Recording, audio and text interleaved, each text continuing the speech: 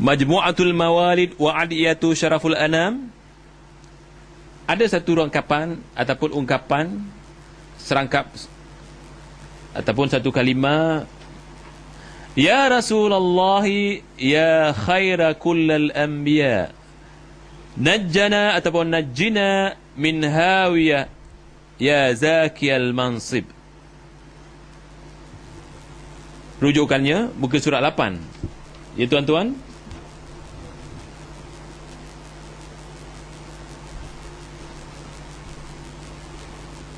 jadi di dalam kitab ini terdapat di buku surat 8, ya Rasulullah ya khaira kullil anbiya'i najjina min hawiyah ya zakiyal mansib. Bermaksud, ya Rasulullah, wahai sebaik-baik Nabi, selamatkan kami dari segala kebinasaan, yakni keruntuhan termasuk bala dan sebagainya, wahai yang berkedudukan mulia. Apa yang menjadi kesilapan ataupun membawa kepada kesyirikan dalam seruan ini, iaitu selamatkan kami dari segala kebinasaan. Boleh? Kita dah bincang tempoh hari bab doa. Itu sebab tuan-tuan, apabila kita belajar dimulakan dengan akidah, segala perbuatan kita diberkahi oleh Allah Subhanahu Wa Taala. Apa arti berkah? Diselamatkan. Yang diberkahi itu diselamatkan. Tidak akan diselamatkan kecuali dengan berkatnya. Jadi kita dulukan akidah dulu. Kalau kita tak belajar akidah, fikirnya bagus nanti, tapi orang ajak pergi maulid, pergi dia. Orang ajak baca berjanji, pergi dia. Sedangkan dalam berjanji apa dia? Menyeru makhluk. Yang mana seruan ini membawa kepada kesyirikan. Bukan syirik asghar, syirik akbar. Syirik yang menjadikan pembuatnya kekal dalam neraka. Ini yang kita takut. Jadi dalam kalimah ini, wahai Rasulullah, wahai sebaik-baik Nabi, selamatkan kami dari segala kebinasaan, yakni keruntuhan, wahai yang berkedudukan mulia. Rangkap syair di atas bertentangan dengan ayat Al-Quran yang berikut. Bertentangan.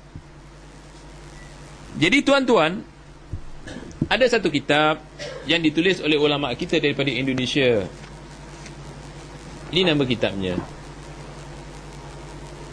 Yang saya baca tadi, kebanyakannya saya nukil daripada sini. Dan ini saya akan usahakan photostat berikan kepada tuan-tuan. Tuan-tuan bacalah. Tapi ejaannya ejaan lama. Jadi dalam kitab ini, nama di kitabnya Surutan Kisah Maulid Nabi Besar Muhammad SAW. Dia menjelaskan dalam kitab ini bahawa perbuatan yang mereka lakukan dalam berjanji ini dengan melaung-laungkan syair ini sama seperti menyeru Rasulullah SAW, menjadikan Rasulullah SAW kedudukannya sama seperti ilah, seperti Tuhan. Jadi yang inilah syirik. Orang bertanya, apa dalilnya? Apa dalilnya bahawa ini boleh membawa pada kesyirikan? Saya katakan tadi, ahli sunnah wal jamaah kalau bercakap, pasti ada dalilnya. Dalil kita apa dia? Pasti Quran dan hadis.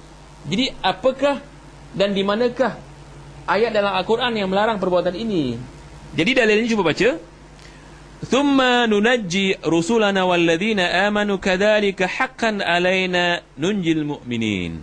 Kemudian kami selamatkan rasul-rasul. Jadi siapa ni yang mengatakan sini kami? Allah. Rasulullah diselamatkan oleh siapa? Oleh Allah. Bermakna Rasulullah meminta keselamatan kepada Allah. Dia sendiri tidak boleh menyelamatkan dirinya kalau Allah tak selamatkan. Kenapa kita minta kepada orang yang tak dapat menyelamatkan dirinya sendiri kalau ditimpakan bala? Ini kan perbuatan yang salah. Jadi kalau kita minta tolong, mestilah minta tolong orang yang kuat. Mestilah minta tolong kepada orang yang berdaya. Kalau kita ada akal. Kalau kita ada akal, saya katakan. Kalau tak ada akal, siapa saja. Tapi dalam hal-hal ghaibiyah, memang Rasulullah tidak berdaya. Yang berdaya hanya Allah Subhanahu Wa Taala. Katakanlah kalau Rasulullah masih hidup, boleh kita minta kepada Rasulullah SAW. Dengan apanya? Dengan doanya. Dinamakan tawassul dengan doanya. Ini sekarang Rasulullah SAW sudah wafat lebih 1000 tahun yang lalu.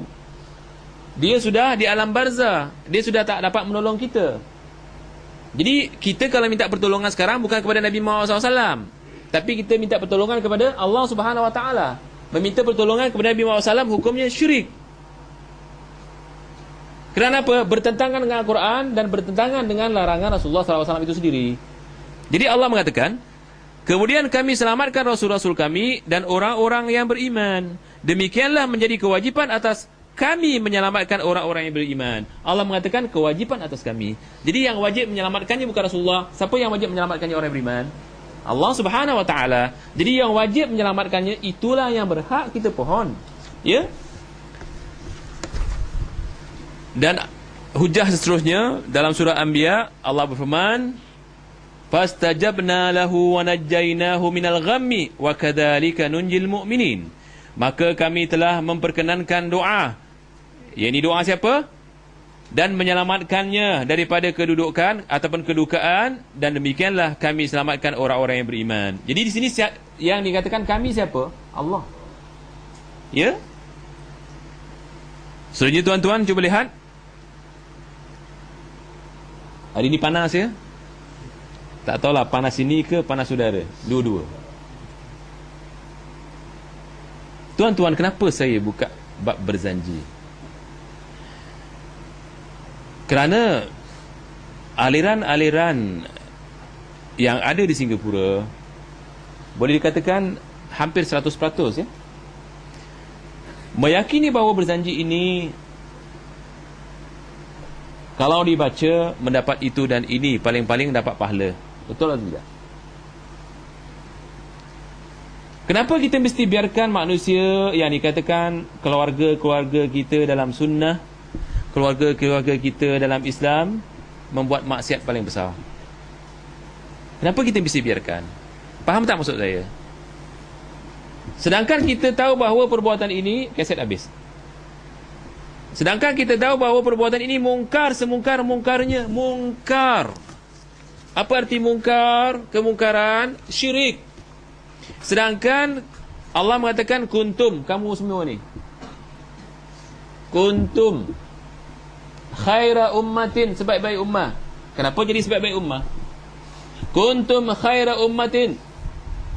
Kenapa jadi khaira ummah? Kuntum khaira ummatin ukhrijat linnas, dilahirkan untuk manusia. Apa tugasnya? Ta'muruna bil ma'ruf, menyuruh yang ma'ruf, wa tanhauna 'anil munkar, mencegah yang mungkar. Apa yang paling mungkar? Syirik.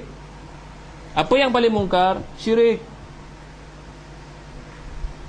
Bermakna orang syirik kalau tidak dicegah terus dalam mungkar, antum sudah mengkhianati ayat ini, dan antum sudah mengkhianati agama Allah.